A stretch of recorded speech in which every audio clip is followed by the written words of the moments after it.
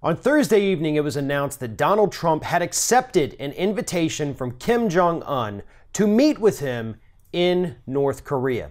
And obviously, the talking between the two countries is very important. However, this meeting, as it is currently set, is a very bad idea. But first and foremost, let's get something out of the way real quick. Donald Trump is attempting to take credit for the fact that Kim Jong-un called him and said, let's do this meeting. Donald Trump is taking that as a sign that he is a strong leader and that Kim Jong-un wants to meet with him because he understands Donald Trump's not the guy that's messing around. Well, it was actually South Korea that facilitated these talks and this particular meeting. Not to mention the fact that North Korea has actually reached out to every single past president since Bill Clinton to have talks with the President of the United States. In the 90s, Bill Clinton actually set up the Unified Agreement. I forget specifically what it was called, but it was an agreement between the U.S. and North Korea to make things better between the two countries. And then Bush came along, listed North Korea as part of our axis of evil, and that's what kind of led to communications between the two countries breaking down irreparably.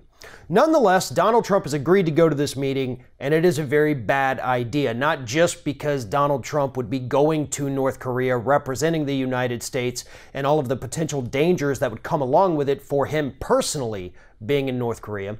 The problem, and the reason that past presidents refused when they were invited to North Korea to meet with the leader, whether it be Kim Jong-il or Kim Jong-un, is because it legitimizes that person's power in the eyes of the rest of the world, but more importantly, in the eyes of that leader themselves.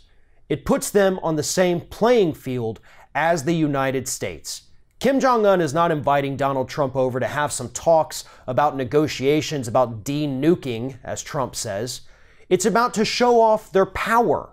They want to show Donald Trump what their weapons are capable of doing. They want to show that they are just as powerful as the United States and that they are not afraid of the United States. And if Donald Trump does go over there and meet with them, he legitimizes their power and puts the U.S. in a very bad position. And let's go the other way. Let's assume that that's not even the case. Let's assume North Korea actually does want to sit down and talk. Is Donald Trump really the best person to go over there and do that? I mean, there are lists going around in the news today about all of the times that Donald Trump has personally insulted Kim Jong-un on Twitter. We know that Kim Jong-un has thrown quite a few insults back at Donald Trump. So I don't think this is going to be an amicable meeting between the two leaders. I think that however you slice it, there is no good outcome from this particular meeting. We do need to have talks with North Korea. That is 100% true.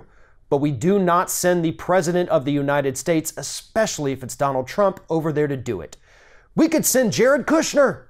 Maybe have somebody smarter than him speaking through an earpiece in his ear the whole time so he doesn't screw it up. But Jared Kushner seems like an expendable asset for the White House at this point. We could send Rex Tillerson. Yeah, he sucks at foreign policy, but he is Secretary of State, so that title holds a little bit of weight, not as much as President of the United States, so it doesn't legitimize their power quite as much. The bottom line is that anybody else could have gone over there and done this, not just right now, but for years and years and years past. They refused to do it because they understood that this isn't about negotiating with the country.